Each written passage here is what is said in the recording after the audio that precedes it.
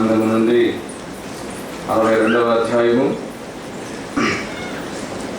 7వ వచనం త్వరగా చదువు. యెహోవా జ్ఞాపకకర్తలారా విశ్రమింపకుడి, ఆయన యెరూషలేమును స్థాపించే వరకు, లోకమంతటా దాని ప్రసిద్ధి కలుగు చేయి వరకు ఆయనను విశ్రమింపనీయకుడి. మరొకసారి అందరం ఈ మాట చదువుదాం.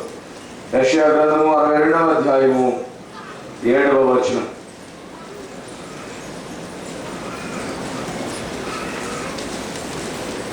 అందరం కలిసి మాట చదువుదాం.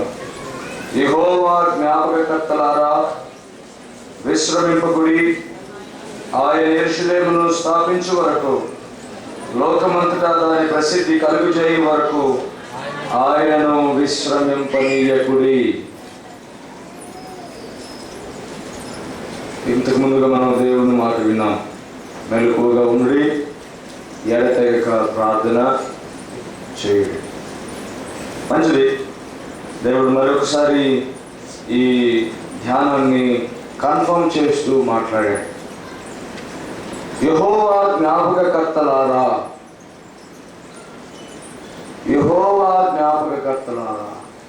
ఇది నిజంగా ఒక బ్యూటిఫుల్ ఎక్స్ప్రెషన్, అడ్రస్సింగ్, సంబోధన. యెహోవా జ్ఞాపకకర్తలారా. ఎందుకు ఆ పేరు? ఎవరు యెహోవా జ్ఞాపకర్తలు? యెహోవా జ్ఞాపకర్తలు ఎవరు? యెహోవా జ్ఞాపకర్తలు ఎవరు? మనమే. మనం అందరం యెహోవా జ్ఞాపకర్తలు. మనకిచ్చి ఒక కొత్త పేరు ఏంటంటే యెహోవా జ్ఞాపకర్తలారా. ఇంకా సింపుల్గా చెప్పాలంటే మనకు బాగా అర్థమవుతుంది. మనం యెహోవాకు అలారం లాంటి వాడు. అందరిలో అలారమ్స్ ఉంటాయి కదా, మనం యెహోవాకు అలారమ్స్ లాంటి వాడు. అందరూ ఇక్కడ యెహోవా జ్ఞాపకర్తలుగా ఉన్నారు. ప్రార్థన చేసి మనం అందరం యెహోవా జ్ఞాపకర్తలమే. హల్లెలూయా. దేవుని వాక్యం సెలవిస్తుంది, యెరూషలేమా, నీ ప్రాకారముల మీద నేను కావలి వారిని నిలిచి ఉన్నాను. రేయైనను పగలైనా వారు మౌనముగా ఉండరు. యెరూషలేము యొక్క స్థితిని, యెరూషలేము యొక్క బాధను, యెరూషలేము యొక్క కష్టాన్ని తొలగించే సమయం వచ్చింది. యెరూషలేము విన్నపం చేసుకున్న విన్నపాలని వినే సమయం వచ్చింది. యెరూషలేము పక్షాన ఘనమైన కార్యములు చేసే సమయం వచ్చింది. ఇంతకాలము నిరీక్షించినటువంటి నిరీక్షణ ఫలించిపోయే సమయం వచ్చింది. ఏ ఉద్దేశం కోసమైతే యెహోవా సన్నిధిలో రేయి పగలు కనిపెట్టుకుని ఉన్నారో ఆ ఉద్దేశం నెరవేరే సమయం వచ్చింది. మళ్ళీ అంటున్నాడు యెహోవా, ఇదిగో యెరూషలేమా, నీ ప్రాకారముల మీద నేను కావలి వారిని నియమించి ఉన్నాను. వారు రేయైనా పగలైనా మౌనముగా ఉండరు, వారు మొరపెడుతూనే ఉంటారు. అందుచేత అంటున్నాడు, ఆ మొరపెట్టే కావలి వారులారా, ఆ మొరపెట్టే విజ్ఞాపనకర్తలారా, ఆ ప్రార్థన చేసే ప్రార్థన యోధులారా, ఆ ప్రార్థన చేసే ఆత్మీయ పోరాట పరాక్రమశాలులారా, ఇదిగో దేవుని మాట సెలవిస్తుంది, మీరు రెస్ట్ తీసుకోవద్దు, ఆయనకు రెస్ట్ ఇవ్వద్దు. హల్లెలూయా, హల్లెలూయా. యెరూషలేము కొరకు, లేకపోతే మనం కొంచెం సేపు మనమే ఆ యెరూషలేము, మనమే ఆ విజ్ఞాపనకర్తలము. మన స్థితిని యెరూషలేము అనుకుందాం, విజ్ఞాపన చేయవలసింది మనమే అనుకుందాం. మనతో దేవుడు మాట్లాడుతున్నాడు, విజ్ఞాపనకర్తవు నీవే, అక్కడ యెరూషలేము లాంటి స్థితి నీదే. ఆ యెరూషలేము స్థాపించబడి వరకు, దాని ప్రసిద్ధి లోకమందంతటా వ్యాపించినంత వరకు నీవు విశ్రమించవద్దు, నీ దేవుడైన యెహోవాను కూడా విశ్రమింపనీయవద్దు అనే దేవుని వాక్యం విషయాలు. ఎంత గొప్ప మాట. ఇప్పుడు మనం ఆలోచన చేయాలి. యెహోవా జ్ఞాపకం చేయాలా? ఆయన మర్చిపోయాడా? ఆయన నిర్లక్ష్యం చేశాడా? ఆయన వినలేదా? ఒక దైవ సేవకుడు అన్నాడు, మనం ప్రార్థన చేసినప్పుడు దేవుడు మనకు 3 విధాలుగా సమాధానం ఇస్తాడట. ఒకటి, ఎస్ అంటాడు మనం ప్రార్థన చేసిన వెంటనే. అంటే దాని అర్థం మనం అడిగినట్లు ఇచ్చేస్తాడు. ఒక్కొక్కసారి నో అంటాడట, మనం అడిగిన దానికంటే ఉత్తమమైన దాన్ని ఇవ్వడానికి. ఒక్కొక్కసారి వెయిట్ అంటాడట, మనం అడిగిన దానికంటే, ఊహించిన దానికంటే ది బెస్ట్ ఇవ్వడానికి. హల్లెలూయా. మన ప్రార్థన అయితే వ్యర్థంగా పోలేదు. మనం ప్రార్థన చేసిన వెంటనే పొందుకుంటే దాని అర్థం ఆయన ఎస్ అన్నాడు అని, అందుకే వచ్చేసి. ఆయన నో అన్నాడు అనుకోండి, మనం అడిగిన దానికంటే గొప్పది ఇవ్వడానికి. కొంచెంసేపు ఏ సమాధానం లేదు, వెయిట్ అన్నాడు అనుకోండి, ద బెస్ట్ ఇవ్వడానికి. అందుకే దేవుని వాక్యం అంటుంది, ఆయన నో అన్న వెయిట్ అన్న మనకి చాలా ఉత్తమం. మనం అడిగిన దాన్ని పొందుకుంటే మనకు కొద్ది సంతోషమే, కొద్దిసేపు అలా సంతోషిస్తాం. తర్వాత మనకు మళ్ళీ క్షరామాములే, మళ్ళీ అవసరాలు వస్తాయి, మళ్ళీ అక్కర్లు వస్తూ. కానీ దేవుడు మాట అంటుంది, ఆయన నో అనడం కూడా చాలా ఉత్తమం. ఎందుకంటే మనం అడిగే దానికంటే ఉత్తమమైన దాన్ని ఇవ్వడానికి ఒక్కోసారి నో అంటాడు. వెయిట్ అన్నాడు అనుకోండి, ఇంకా బెస్ట్ ఇవ్వడానికి, దాన్ని మించినది లేదు అనేటువంటిది ఇవ్వడానికే వెయిట్ అంటాడు. ఆయన వెయిట్ అనడం చాలా చాలా చాలా ఉత్తమం. మనం అందరం బహుశా ఒకనొక సమయంలో ఆ వెయిట్ అనే ఆన్సర్ పొందుకుంటాం. మనం అంటాం ఇంకా ఆయన వెళ్ళలేదు. అందుకే దాని అర్థం ఏంటంటే వెయిట్ అన్నాడు, నేను అడిగింది ఇవ్వలేదు, ఆయన నో అన్నాడు, బెటర్ ఇవ్వడానికి. మన ప్రార్థన అయితే వ్యర్థంగా పోలేదు. చాలా మంది నేను ఇది అడిగాను, నాకు అది రాలేదు అంటే ఎవరు అన్నాడు, నెగిటివ్గా తీసుకుంటారు. నేను చాలాసేపటి నుంచి వెయిట్ చేస్తున్నాను, ఆయన ఏం చేయలేదు. నో, ఆయన బెస్ట్ ఇవ్వడానికి. దేవుని వాక్యం అంటుంది, నీకు బెటర్ ఇవ్వడం, బెస్ట్ ఇవ్వడమే కానీ నీవు అడిగిన స్మాల్ ఇవ్వడం నాకు పెద్దగా ఇష్టం ఉండదు అన్ని సమయాలు కదా. కొన్నిసార్లు సరైన ఇస్తాడు, కానీ మన తండ్రి కుమారులను కనుక గమనిస్తుంటే, లేకపోతే బిడ్డలను గమనిస్తూ ఉంటే, ముఖ్యంగా బాగా చదువుకున్న పిల్లలు, తల్లిదండ్రుల పిల్లలు ఏం తినాలో, ఏం చేయాలో అవన్నీ రాస్తారు. కొన్ని స్కూల్స్లో అయితే వాళ్ళకు లిస్ట్ రాసి పంపిస్తారు తల్లిదండ్రులకి, ఏ ఫుడ్స్ పడితే అవి పంపొద్దు, మేము ఒక లిస్ట్ పంపిస్తున్నాం, ఈ న్యూట్రిషన్ కంటెంట్స్ లాగా ఉండాలి, ఇలాంటివి పంపిస్తే కానీ మేము స్కూల్లో వాళ్ళకి ఫీడ్ చేయం. అంటే పిల్లల పట్ల జాగ్రత్త. చాక్లెట్స్ పంపిస్తారేమో, నో అని చెప్పండి. లేకపోతే ఇంకోటి ఈ కురుకునే ఉన్నాయి, వంకరగా ఉన్నాయి నాది, ఇవన్నీ పంపించద్దు. ఈ వంకర ఫుడ్స్ అన్ని వద్దు. దేవుని వాక్యం అంటుంది, కొన్ని విషయాల్లో నో చెప్పాలి. మనం ఏది పడితే అది కోరుకుంటే ఆయన అంటాడు అవి వంకర వద్దు. మనం అంతా వంకరవి నాకే కాదు ఆయన అంటాడు అవి తింటే కదండి. సత్యనారాయణ గారి మనవడి విషయంలో డాక్టర్స్ చెప్పారు, పిల్లవాడికి ఏ పెడితే అవి పెట్టారు, అవి గొంతులో ఇన్ఫెక్షన్ వచ్చాయి, ఏ పెట్టాలి పెట్టకూడదు అని చెప్పారు. ఇప్పుడు జాగ్రత్తగా మంచి తిండి పెడుతున్నారు కదండి. అందుకని దేవుని వాక్యం అంటుంది, ఎస్ అనడం కొన్నిసార్లు జరుగుతుంది, కొన్నిసార్లు ఆయన నో అంటాడు. దాని అర్థం ఏంటంటే బెటర్ ఇవ్వడానికి. వెయిట్ అన్నాడు అనుకోండి, ద బెస్ట్ ఇవ్వడానికి. కాబట్టి ఎవరు నిరాశపడినక్కర్లేదు. దేవుని వాక్యం అంటుంది, యెహోవా జ్ఞాపకకర్తలారా, యెహోవాకు గుర్తు చేయి వారలారా. అంటే మాటి మాటికి అడుగుతుండాలి. ఎవరు అడుగుతారు మాటి మాటికి? అడిగింది ఇచ్చిన తర్వాత అడగాల్సిన అవసరం ఉందా? లేదు. అంటే దాని అర్థం ఏంటి? ఒకసారి నో చెప్పించుకున్న వాళ్ళారా, ఒకసారి వెయిట్ అని చెప్పించుకున్న వాళ్ళారా. హల్లెలూయా, ఆమేన్. మనం అడిగిన వెంటనే ఇచ్చాడు అనుకోండి, మళ్ళీ మళ్ళీ గుర్తు చేయాలా? నేను పలానా, అయ్యా నాకు పలానాది కావాలి అని అడిగాను, వెంటనే ఇచ్చేసాడు, మళ్ళీ గుర్తు చేయాలా? అవసరం లేదు.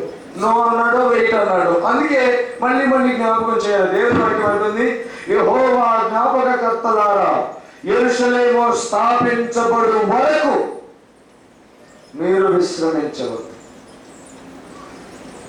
దేవుడే చెప్తున్నాడు లిమిట్. ఆయనే తన ప్రవక్త ద్వారా మాట్లాడి, ఎంతవరకు? మనము కోరుకున్నది జరుగునంత వరకు. లేకపోతే మన పట్ల యెహోవా కోరుకుంటున్న ఆ ఉత్తమమైనది మనకు అందువరకు మనం ఏం చేయాలంట? విశ్రమించకూడదు. విశ్రమించకూడదు, రెస్ట్ తీసుకోకూడదు. నీవు అలాగ అడుగుతూనే, గుర్తు చేస్తూనే, దేవుని వాక్యం అంటుంది, నీవు స్థాపించబడు వరకు నీవు అడుగుతున్నది దానికి మించినది దేవుడు వాగ్దానం చేశాడు. ఇప్పుడు నో అనడమే వాగ్దానం. నీవు అడిగిన దానికంటే ఉత్తమమైనది ఇస్తానని. అది నీవు పొందుకున్నంత వరకు నీవు స్థాపించబడే వరకు, నువ్వు స్థిరపడినంత వరకు, బలపడినంత వరకు, నీ ఆశ నెరవేర్చినంత వరకు నువ్వేం చేయాలి? విశ్రమించకూడదు అని దేవుని వాక్యం. లోకమంతటా దానికి ప్రసిద్ధి కలుగ చేయ వరకు ఆయనను విశ్రమింపనీయకుడి. ఆయన కూడా విశ్రమింపనీయడు. ఏంటయ్యా నా పరిస్థితి? యేసయ్య ఒక ఉపమానం చెప్తాడు. అన్యాయస్తుడైన ఒక న్యాయాధిపతి ఉన్నాడు. వాడు మనుషులకు కానీ దేవుడికి కానీ భయపడేవాడు కాదు. అలాంటి వారి దగ్గరకు ఒక విధవరాలు ప్రతిదినం వస్తూ, అయ్యా నాకు న్యాయం జరిగించమంటుంది. ఆయన లెక్క చేయలేడు. మాటి మాటికి వస్తుంది, లెక్క చేయలేడు. విసిగిపోయాడు ఆయన రావడం చూసి. ఈయన సహాయం చేస్తే పోలేదా అనుకున్నాడు. అన్యాయస్తుడైన వాడే మాటి మాటికి పిలిచిన వారికి, మాటి మాటికి అడిగిన వారికి సహాయం చేస్తే న్యాయవంతుడైనటువంటి భూమి మీద నీతి న్యాయముల చేత పరిపాలన చేస్తున్న నన్ను మాటి మాటికి అడిగితే ఎంత నిశ్చయంగా చేస్తాను. హల్లెలూయా. దేవుని మాట సెలవిస్తూ ఉంది, యెహోవాకు జ్ఞాపకం చేయవారులారా, కొన్నిసార్లు అడిగి, కొంతకాలం అడిగి, కొన్ని రోజులు అడిగి ఆపేశారేమో దేని విషయంలోనైనా. ఇదిగో దేవుని మాట మళ్ళీ నీకు ధైర్యం ఇస్తూ అడుగుతున్నాడు. నీవు గతంలో దానికోసం ప్రార్థన చేసేదానిలో ప్రార్థన చేసేవాడు, జరగడం లేదని చూసి, ఆలస్యం అవుతుందని చూసి, ఎందుకో మార్పులు ఏమీ రాలేదని చూసి ఆపేశావు. మళ్ళీ ఆ ప్రార్థన మొదలుపెట్టి, మళ్ళీ ఆ ప్రార్థన మొదలుపెట్టి, ఇంకా జరగవు అనుకొని నీవు ఆగిపోయావు. మళ్ళీ ఆ ప్రార్థన మొదలుపెట్టు. ఇక ఆశపడటం చాలించావు. మళ్ళీ ఆ ప్రార్థన మొదలుపెట్టు. ఇక నిరీక్షించడం ఆపేశావు. మళ్ళీ ఆ ప్రార్థన మొదలుపెట్టు. నీవు మాత్రం విశ్రాంతి తీసుకోవటానికి వీలు లేదు. అలాగని దేవుని వాక్యం అంటుంది, నీవు స్థాపించబడే వరకు నీ ప్రసిద్ధి, అనగా నీ కుటుంబ ప్రసిద్ధి, నీ సంఘపు ప్రసిద్ధి, యెరూషలేము స్థానంలో మనం ఉంటే ఆ జ్ఞాపకతలు మనమే, ఆ స్థితి కూడా మనదే. ఆయన అంటున్నాడు, స్థాపించబడే వరకు దాని స్థితి, దాని ప్రసిద్ధి లోకమందంతా వ్యాపింపజేయబడే వరకు. దేవుని వాక్యం ఎంత గొప్పగా మాట్లాడు. కొన్నిసార్లు మనం అనుకుంటాం, నా సమస్యలు తొలగిపోతే చాలు, నాకున్న అక్కర్లు తీరిపోతే చాలు, నా బాధలన్నీ తొలగిపోతే చాలు, అంత మాత్రమే చాలు. ఆయన అంటున్నాడు, అంత మాత్రం చాలదు. నేను అంతటితోనే ఆగిపోవటం లేదు. నీ కష్టాల కడగలను తీర్చడము, నిన్ను స్థిరపరచడం మాత్రమే కాదు, కానీ నీ ప్రసిద్ధిని లోకమంతటా వ్యాపింపచేయడం కూడా నాకు ఇష్టము. హల్లెలూయా, హల్లెలూయా. మనం ఆశించేది కేవలం స్థిరత్వమే, మనం ఆశించేది కేవలము బలపడడమే, మనం ఆశించేది కేవలం తృప్తి పడడమే. ఆయన అంటున్నాడు, స్థిరపరచబడము, బలపరచబడము, ఆనందపరచబడడం మాత్రమే కాదు, కానీ నీ ప్రసిద్ధిని లోకమందంతటా విస్తరింప చేయడము నాకు ఆశ అయి ఉన్నది. హల్లెలూయా. దేవుని వాక్యం సెలవిస్తూ ఉంది, మనం ఆయన దగ్గర ఏం ఎదురు చూస్తాము? మంచి జాబ్ వస్తే చాలు. ఏం ఆశిస్తాము? నా బిడ్డలు మంచి పొజిషన్ ఉంటే చాలు. ఏం ఆశిస్తాము? నేను ఎదురు చూస్తున్న శుభవార్త తొందరగా వస్తే చాలు. ఏం ఆశిస్తాము? నేను అడుగుతున్న ఆరోగ్యం వెంటనే నాకు ఇవ్వబడితే, అనుగ్రహించబడితే చాలు. ఇంకా ఏం ఆశిస్తాము? నేను అడుగుతున్న ధన సహాయం వెంటనే కలిగితే చాలు. ఆయన అంటున్నాడు, అంత మాత్రమే కాదు, దానికంటే కూడా ఎక్కువగా నేను ఆలోచన చేస్తూ ఉన్నాను. నీవు స్థిరపరచబడమే కాదు, నీ ప్రసిద్ధి లోకమంతటా వ్యాపించబడడం కూడా నాకు ఇష్టము. అందుచేతనే నో అన్నాను ఇప్పటి వరకు, అందుచేతనే వెయిట్ అన్నాను, అందుకే ఇప్పటి వరకు ఆలస్యం జరిగినట్టు అనిపించింది. ఆయన అంటున్నాడు, నేను నో అన్నాను చెప్పి నువ్వు ఆగిపోయావు, నేను నో అన్నాను చెప్పి నీవు ప్రార్థించడం మానేశావు, నన్ను అడగటం, నన్ను గుర్తు చేయటం మానేశావు. ఆయన అంటున్నాడు, యెహోవా విశ్రమించినట్లు నీవు అనుమతించవద్దు. ప్రియ సహోదరి సోదరుడు, నీవు యెహోవాకు జ్ఞాపకకర్తవు, నీవు జ్ఞాపకం చేయాలి. దేవుని వాక్యం సెలవిస్తుంది. ఇదిగో అదే వచనంలో చివరి మధ్య భాగంలో చూసి, యెహోవా ఇలాగున ప్రమాణము చేసి నిశ్చయముగా ఇకను నీ ధాన్యమును నీ శత్రువులకు ఆహారముగా నేను ఇయ్యను. నీవు ప్రయాసపడి తీసిన ద్రాక్షారసమును అన్యులు తాగరు. ధాన్యము కూర్చిన వారే దాన్ని భుజించి యెహోవాకు స్తుతి చెల్లించుదురు. పండ్లు కోసిన వారే నా పరిశుద్ధాలయ మంటపములలో దానిని తాగుదురు. ఇదిగో దేవుని మాట సెలవిస్తుంది, నీవు దేని కోసమైతే ప్రయాసపడ్డావో, దేని విషయంలోనైతే నీవు ఇప్పటి వరకు శ్రమ పడ్డావో, దేని విషయంలోనైతే నీ ఒక ప్రణాళికబద్ధంగా దాన్ని సమకూర్చుకుంటూ వచ్చావో, సరి అయిన ప్రతిఫలం దక్కలేదని ఎదురు చూస్తున్నావో, అది ఇక మీదట నీ విషయంలో ఆలస్యము కాదు. ఇక మీద కాదు నీ విషయంలో నీకు వ్యతిరేక ప్రయత్నాల ఫలాలు నీకు అందించదు. నీవు కోరినట్లుగా, నీవు ప్రయాసపడినట్లుగా, నీవు శ్రమ పడినట్లుగా, నీవు ఎదురు చూసినట్లుగా అది నీ పక్షమున జరుగును అని యెహోవా ప్రమాణము చేయుచున్నాడు. ఆమేన్. హల్లెలూయా, హల్లెలూయా. ఎందుకంటే దేవుని వాక్యం సెలవిస్తున్న 44వ అధ్యాయం 6వ వచనంలో చూస్తే, తన కొరకు కనిపెట్టుకున్న అనే విషయమై నీవు తప్ప తన కార్యమును సఫలము చేయు మరి ఏ దేవుని ఎవడు ఏ కాలమున చూచి ఉండలేదు. యెషయా గ్రంథం 44వ అధ్యాయం 4వ వచనం, తన కొరకు కనిపెట్టుకున్న వాని విషయమై నీవు తప్ప తన కార్యమును సఫలము చేయు మరి ఏ దేవుని ఎవడు ఏ కాలమున చూచి ఉండలేదు. అట్టి దేవుడు కలడన్న సమాచారం మనుషులకు వినబడలేదు. అట్టి సంగతి వారికి తెలియబడి ఉండలేదు. నాకు తెలిసింది ఏంటో తెలుసా? నీ కొరకు ఎవరైతే కనిపెట్టుకుంటారో, నీ దగ్గర ఎవరైతే మొరపెడతారో, నీకెవరైతే జ్ఞాపకం చేస్తారో వారి విషయంలో వారి కార్యమును సఫలము చేసినంతగా ఎవడైనా దేవుడు ఉన్నాడా నీవు తప్ప అంటే లేడు, లేడు, లేడు, లేడు.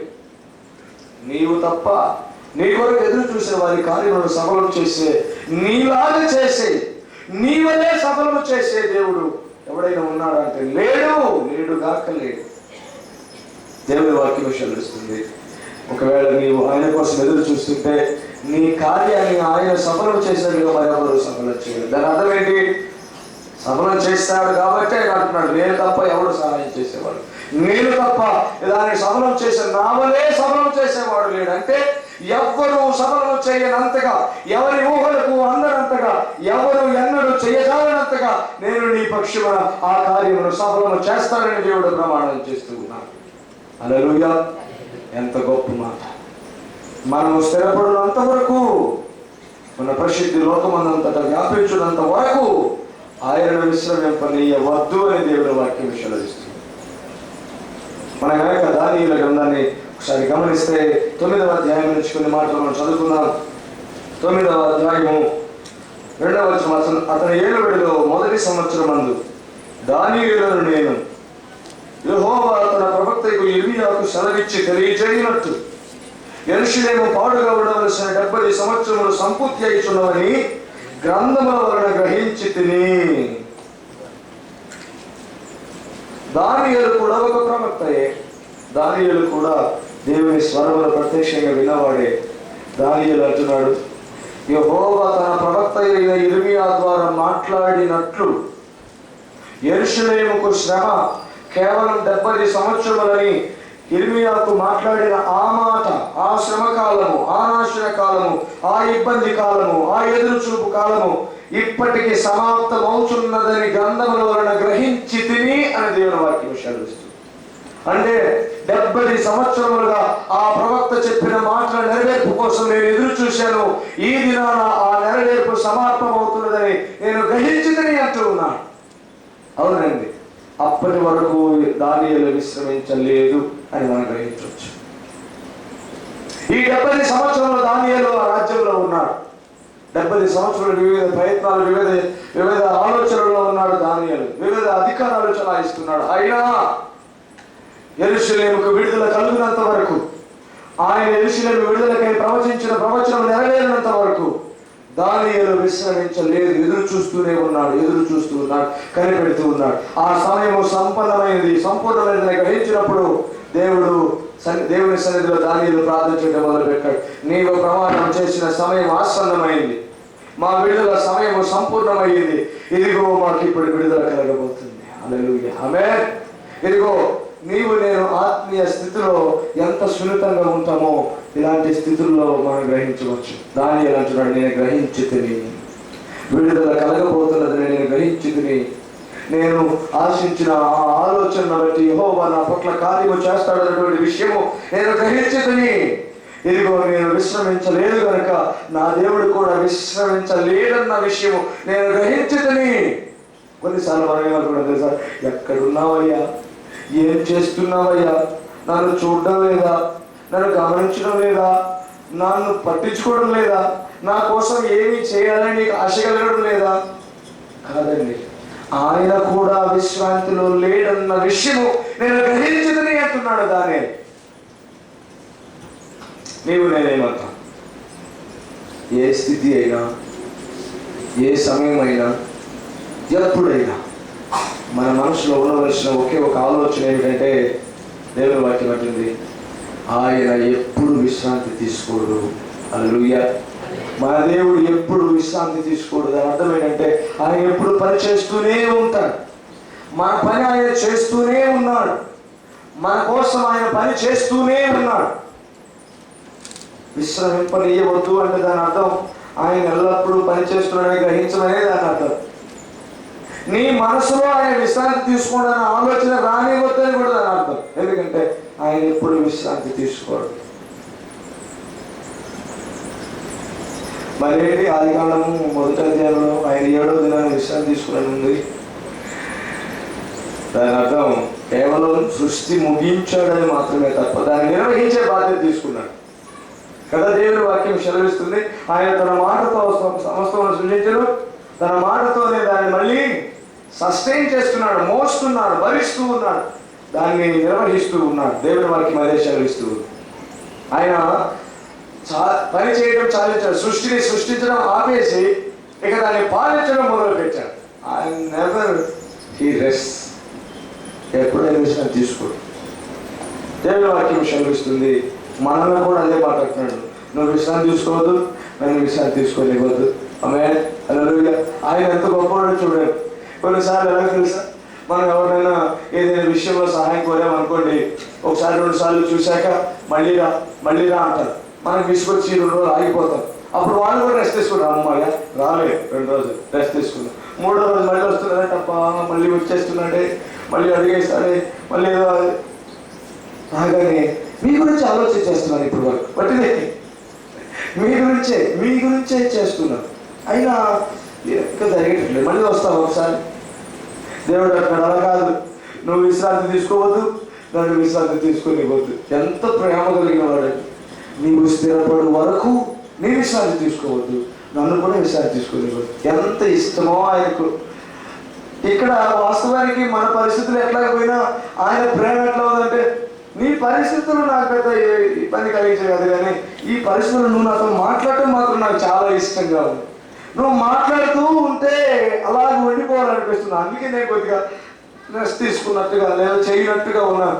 ఇండైరెక్ట్గా రాసేట్టు నువ్వు మాట్లాడు, నువ్వు నాతోనే ఉండు, నువ్వు నాతోనే సమయం గడుపు, నాకు అది చాలా ఇష్టము. హల్లెలూయా. అందుకే అంటాడు, నువ్వు విశ్రాంతి తీసుకోవద్దు, నువ్వు మాట్లాడుతూ ఉండు, నన్ను కూడా మాట్లాడిస్తూనే ఉండు. ఆ ప్రేమ ఎంత గొప్పదో, ఆ ప్రేమను అనుభవించే ఆలోచన ఆయన మనసులో అంత గొప్పగా ఉంది. అందుకే ఆయన అంటాడు, వెంటనే ఇచ్చేస్తే వెళ్ళిపోయి మళ్ళీ రాదు, వెంటనే ఇచ్చేస్తే మళ్ళీ వెళ్ళిపోయి రాదు. అందుకనే నేను కొంచెం లేట్ చేసి అడుగుతూ ఉంటాడు. ఎలా అడుగుతున్నాడో చూడడం, ఎలా ఆధారపడుతున్నారో చూడడం ఆయన చాలా ఇష్టం. అడుగుతూ ఉండడం, ఆయన చుట్టే అల్లుకుపోతూ ఉండడం, గోజాడుతూ ఉండడం. తెలుసా మనం బయటికి వెళ్తాం, కొంతమంది బెట్ చేస్తూ ఉంటారు, అయ్యా దీర్ఘం తీస్తారు, మనకి చాలా నేర్పిస్తారు ట్రైనింగ్. వాళ్ళు ఒక్కసారి అడిగితేనే మన కడుపులో దేవేసినట్టు ఉంటుంది, ఇచ్చేసి వెళ్ళిపోతే వెంటనే బాగుంటుంది అనిపిస్తుంది అనమాట. అలా ట్రైనర్ ఇస్తారు వాళ్ళకు. ఒకసారి టీవీలో కూడా ఒక ప్రోగ్రామ్ చూశారు, 2-3 నెలల పాటు వాళ్ళకి ట్రైనింగ్ ఇస్తారు, ఎలా పిలవాలో కూడా అంటారు వాళ్ళు. దాని బాబు అంటారు. మనకి ఇక్కడ ఏమనిపిస్తుంది అంటే ప్రాణం పోతుంది, మనకు వద్దు ఈ చిన్నకు మనం భరించలేదు. వాళ్ళకి హెల్ప్ చేయడం తర్వాత విషయం ఇచ్చేసి వదిలించుకుందాం అనిపిస్తుంది అనమాట. వాళ్ళు ఎలా అడుగుతారు, ఊరికి అడుగుతారు, ఒక్క రూపాయి ఎమ్మడబడుతుంటారు కొంతమంది చిన్నపిల్లలు. అదే మన చుట్టుపక్కల చూస్తున్నారు కొంతమంది. మనం అనుకుంటారు వీడు ఎంత పిల్లలు కూడా ఒక్క రూపాయి కూడా ఇవ్వలేదు అనుకుంటారేమో అని, తొందరగా వెళ్ళిపోమన్నాం కదా. మనకైతే అలాగా, ఆయన అలా కాదు, అది తీసుకుంటాడు. అడుగు ఇక్కడ నాకు ఎంత పడు. ఎందుకంటే నువ్వు అడుగుతూ ఉంటే నాకు ఎంత ఇష్టంగా ఉందో తెలుసు, నాకు ఎంత పడుతూ ఉంటే ఎంత ఇష్టంగా తెలుసా. నువ్వు విశ్రాంతి తీసుకోవద్దు, నన్ను విశ్రాంతి తీసుకొని ఇవ్వద్దు. ఇలాగా మాట్లాడే దేవుడిని మనం ఎక్కడ చూడలేదు. ఇంతగా మనం రెచ్చగొట్టి నువ్వు అడుగు అనిపించుకునే దేవుడిని ఎక్కడ చూడలేదు. ప్రియ సహోదరి సహోదరుడా, నీకు ఏ స్థితితో నాకు తెలియదు. మనకి దానిలో చూస్తే మనం 4వ వచనంలో అంటాడు, 4వ వచనం 9-4 వచనంలో, నేను నా దేవుడిని యెహోవా ఎదుట ప్రార్థన చేసి ఒప్పుకున్నది ఏమనగా, ప్రభువా మహాత్మ్యము కలిగిన భీకరుడకు దేవా, నీ ఆజ్ఞను అనుసరించి నడుచుకుని వారి ఎడల నీ నిబంధనను నీ కృపను జ్ఞాపకము చేయువాడా. ఆయనే జ్ఞాపకం చేస్తాడంట. నా కృపను జ్ఞాపకం చేసుకో, నా నిబంధనను జ్ఞాపకం చేసుకో, నా ప్రేమను జ్ఞాపకం చేసుకో అని జ్ఞాపకం చేసి మళ్ళీ నా జ్ఞాపకం చేయమంటాడంట. ఇది విచిత్రమైన సంబంధం దేవుడికి మనకి మధ్య. ఆయన ఏమంటే తెలుసా, మనకే చెప్తాడు, నేను నీకు జ్ఞాపకం చేశాను తెలుసా, నేను నీకు నిబంధన చేశాను తెలుసా, నీ కృప చూపిస్తానని తెలుసా, నేను ప్రేమ కలిగిన వాడిని తెలుసా, నేను కృప కలిగిన వాడిని తెలుసా, నేను ఇచ్చేవాడిని తెలుసా, నీకు ఇష్టమైనదాన్ని చేసి నేను ఇష్టపడేవాడిని తెలుసా అని జ్ఞాపకం చేసి మళ్ళీ అంటాడు, యెహోవా జ్ఞాపకర్తలారా మళ్ళీ మీరు కూడా నాకు జ్ఞాపకం చేయండి. ఇది ఎలా ఉందో తెలుసా, తండ్రి కొడుకులు తొలుత మాటలు నేర్చుకునే పిల్లలు, తొలుత అడుగులు నేర్చుకునే పిల్లలు తల్లిదండ్రుల మీద పేద పక్క పడిపోయి వాళ్ళకు మాటలు నేర్పిస్తూ ఉంటే తిరిగి వాళ్ళు మాట్లాడుతుంటే చప్పట్లు పెట్టుకొని సంతోషపడే తండ్రి ప్రేమను చూపిస్తూ ఉంది. హల్లెలూయా, హల్లెలూయా. తండ్రి కుమారుడు దగ్గరగా తీసుకొని అమ్మను అంటే అమ్మను అనుకో, అయ్యే అమ్మను అని చప్పట్లు కొట్టుకుంటారు. మాటలు చెప్పి మాట్లాడిన మాటలన్నీ తిరిగి మాట్లాడుతుంటే సంతోషంతో గంతులు వేస్తారు. దేవుడు చెప్తున్నది, ఇదిగో నా కృపను జ్ఞాపకం చేసుకో అని జ్ఞాపకం చేస్తాడంట. తిరిగి నాకు జ్ఞాపకం చేయమంటాడు, మాటలు నేర్పిస్తాడు, మాటలు మాట్లాడిస్తాడు. ఇది దేవునితో మనకున్న తండ్రి కుమారుల ప్రేమ. దేవుని వాక్యం అనేది, యెహోవా జ్ఞాపకకర్తలారా మీరు జ్ఞాపకం చేయడం ఆపవద్దు. ఎంత చక్కని బంధం ఇది, ఎంత చక్కని బంధం ఇది తెగిపోదు. దీన్ని కొలవాలన్నా, దీన్ని అర్థం చేసుకోవాలన్నా, దీని ప్రేమ యొక్క లోతు ఎత్తు పొడవులు గ్రహించాలన్నా అది మనకు సాధ్యం కాదు. అందుకే దేవుని వాక్యం అంటుంది, తన కృపను జ్ఞాపకం చేయవాడు ఆయన, తన ప్రేమను జ్ఞాపకం చేయవాడు ఆయన, తన యొక్క శక్తిని జ్ఞాపకం చేసి అంటాడు. మళ్ళీ నాకు జ్ఞాపకం నా కొడుకు తిరిగినప్పుడు అంటాడు, మా అంటుంటాడు, మాటలు నేర్చుకుంటాడు. నేను చెప్తాను, డాడీ ఎప్పుడెప్పుడు అంటాను ఎదురు చూస్తుంది. మా పాప మొట్టమొదటిగా స్టార్ట్ చేసినప్పుడు అమ్మని స్టార్ట్ చేస్తే చాలా సంతోషపడి, నేనేమండి అమ్మ అంటుంటే సంతోషపడి, డాడీ కూడా లేదు అనమాను. ఆవిడ నోటితో మాట్లాడితే ఎంతో సంతోషం. నేను నేను ఫోన్ చేసినప్పుడు ఆ కొడుకు మాట్లాడడం చాలా అంటున్నాడు. ఆ ఒక్క మాట మీద ఎంతో సంతోషం. ఏదో మాట్లాడాలని ఆశపడతాడు. వాళ్ళ మమ్మీ ఫోన్ చేస్తున్నా, ఫోన్ తీసుకోవడానికి నాకేమని అడుగుతుంటు ఫోన్ చేసుకుని దగ్గర పెట్టుకొని మాటలు రాలేదు ఇంకా అంటుంది. ఆ మాట మీద ఎంతో సంతోషం. నీ తండ్రి నేర్పించేస్తున్నాడు ఇక్కడ మనకు. నాకు జ్ఞాపకం చెయ్యండి, నాతో మాట్లాడండి, నేను చెప్పిన మాటలు ఇదిగో నా కృప చెప్తున్నాను. మళ్ళీ చెప్పు, నీ కృప ఉందయ్యా నీకు, నాకు నిబంధన, నేను నీతో నిబంధన చేశాను. మళ్ళీ నువ్వు నాతో నిబంధన చేసావు అయ్యా, నేను నీ మీద ప్రేమ చూపిస్తున్నాను. మళ్ళీ నీవు నా మీద ప్రేమ చూపించేవాడు అయ్యా. ఇలాగ ఆయన చెప్పి నేర్పించి తిరిగి మనతో పాటు అనమని అనిపించుకొని ఆయన సంతోషపడుతున్నాడు, ఆనందపడుతూ ఉన్నాడు. అందుకే మన దేవుని వాక్యం చూస్తాం, యెహోవా జ్ఞాపకకర్తలారా, యెహోవా చెప్పినట్లు పలికేవాళ్ళారా, యెహోవా తను మాట్లాడించుకున్నట్లుగా మాట్లాడేవాళ్ళారా మీరు విశ్రాంతి తీసుకోవాలి. ఎందుకో తెలుసా, మిమ్మల్ని స్థిరపరచడం ఆయనకి ఇష్టమే. మీ ప్రసిద్ధి లోకమంతటా విస్తరించడం ఆయనకి ఇష్టమే. మీరు మర్చిపోవద్దు, ఇంకా రాలేదేమోనని ఆతృత పడవద్దు, ఇంకా జరగదేమోనని నిరాశ పడవద్దు. మీరు ఆయనకు ఏమై ఉన్నారు, బిడ్డలై ఉన్నారు. మీరు జ్ఞాపకం చేస్తూ ఉంటే ఆయన ఆశపడతాడు, మీరు తిరిగి మాట్లాడుతూ ఉంటే ఆయన ఆనందపడతాడు. అందుకే దేవుని వాక్యం అంటుంది, యెహోవా జ్ఞాపకకర్తలారా మీరు విశ్రాంతి తీసుకోవద్దు. ఎప్పటి వరకు? మీరు స్థిరపడే వరకు, మీ ప్రసిద్ధి లోకమంతటా వ్యాపించినంత వరకు. ఎక్కడున్నావో అక్కడనే స్థిరపడాలి. నీ పేరు, నీ యొక్క ప్రసిద్ధి అది నీవున్న చోట విస్తరించాలి. నీవు బలపడాలి, విస్తరించాలి. అందుకే దేవుని వాక్యం అనేది, నీవు అభివృద్ధి పొందాలి, నీవు ఆశీర్వదించబడాలి.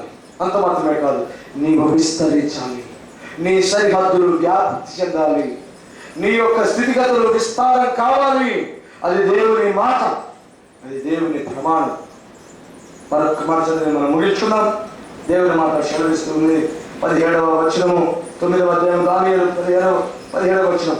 ఇప్పుడైతే మా దేవా, దీనిని బట్టి నీ దాసులు చేయు ప్రార్థనలు విజ్ఞాపనలను ఆలకించి ప్రభు చిత్తానుసారము శిథిలమైపోయిన నీ పరిశుద్ధ స్థలం మీదకి నీ ముఖ ప్రకాశము రాని నీ గొప్ప కనికరమును బట్టియే మేము నిన్ను ప్రార్థించుతున్నాము కానీ మా స్వనీతి కార్యములను బట్టి నీ సన్నిధి నిలబడి ప్రార్థించుట లేదు.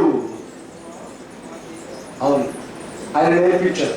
నేను కృప కలిగిన వాడును, కనికరము కలిగిన వాడును, మహాప్రేమ కలిగిన వాడును అని జ్ఞాపకం చేస్తే మళ్ళీ దానియేలు జ్ఞాపకం చేస్తున్నాడు. మహాత్యము కలిగిన ప్రభువా, కనికరము చూపే మా తండ్రి, నీవు కృపా క్షేమములు క్షమాపణలు కలిగినటువంటి తండ్రి అంటాడు. కూడా 9వ వచనంలో అంటాడు, అయితే ఆయన కృపా క్షమాపణలు కలిగిన దేవుడై ఉన్నాడు. జ్ఞాపకం చేస్తూ ఉన్నాడు, నీవెంత గొప్ప దేవుడవో, నీవెంత గొప్ప కృప కలిగిన వాడవో, నీవెంత గొప్ప కనికరము కలిగిన వాడవో ఇష్టపడుతున్నాడు దేవుడు ఈ మాటలు వినడానికి. ఆయన ఎంతో సంతోషిస్తూ ఉన్నాడు. దానియేలు అంటున్నాడు, నీ గొప్ప కనికరములను బట్టియే ప్రార్థిస్తున్నాను తప్ప మా స్వనీతి కార్యములను బట్టి కాదు. అయ్యా, నీవు కనికరము కలిగిన వాడవు. ఏమైంది? 10వ వచనంలో, 10వ అధ్యాయం 2వ వచనంలో చూస్తే, ఆ దినముల యందు దానియేలును నేను 3 వారములు దుఃఖ ప్రాప్తుడనైతే 3 వారములు గడుచు వరకు నేను సంతోషముగా భోజనము చేయలేక ఇంటిని. మాంసము కానీ ద్రాక్షారసము కానీ నా నోటిలోనికి రాలేదు, స్నానాభిషేకములను చేసుకోలేదు. అయితే 5వ వచనం చూస్తే, ఇదిగో నేను కన్నులు చూడగా నారపట్లు ధరించుకున్నది కనబడింది. అతడు నడుమున మేలిమి బంగారు నడికట్టు కట్టుకుని ఉండను. అతని శరీరము రక్తవర్ణపు రాతి వంటిది. అతని ముఖము మెరుపు వలె ఉండెను. అతని కన్నులు జ్వాలామయమైన దీపములను, అతని భుజములను పాదములను తలతలలాడు ఇత్తడిని పోలి ఉండెను. అతని మాటల ధ్వని నర సమూహపు కంఠధ్వని వలె ఉండెను. ఏమండి, దేవుడు మాట్లాడినంత వరకు, దేవుడు మన పక్షుల కార్యము సలుపునంత వరకు, ఆయన మనం ఆశించిన సఫలత కలిగినంత వరకు, ఇదిగో దానియేలు అంతవరకు నేను విశ్రాంతి తీసుకోలేదు, ఆయన నేను విశ్రమింపనీయలేదు. ఆయనకు జ్ఞాపకము చేస్తూనే ఉన్నాను. దేవుని వాక్యం అంటుంది, నీవు అలా జ్ఞాపకము చేస్తూనే ఉంటే, నీవు అలా ఆయనతో మాట్లాడుతూనే ఉంటే, ఆయన చెప్పిన మాట తిరిగి మళ్ళీ ఆయనకు ఒప్పు చెప్తూనే ఉంటే, ఆయన అంటాడు, నీవు ఎదురు చూస్తున్నావు, నీవు ఎదురు చూసిన కార్యమును ఆయన సఫలము చేయనట్లుగా సఫలము చేసేవాడు ఆయన తప్ప మరెవరును. దేవుని వాక్యం అంటుంది, నీ పక్షాన ఆయన నీ కార్యమును సఫలం చేస్తానని ప్రమాణం చేస్తూ ఉన్నాడు. నీవు యెహోవాకు జ్ఞాపకం చేయాలి. చిన్న ప్రార్థన చేసుకున్నాం. ఈ ప్రార్థన మనం యెహోవా జ్ఞాపకతలో ఉన్న విషయాన్ని మర్చిపోయి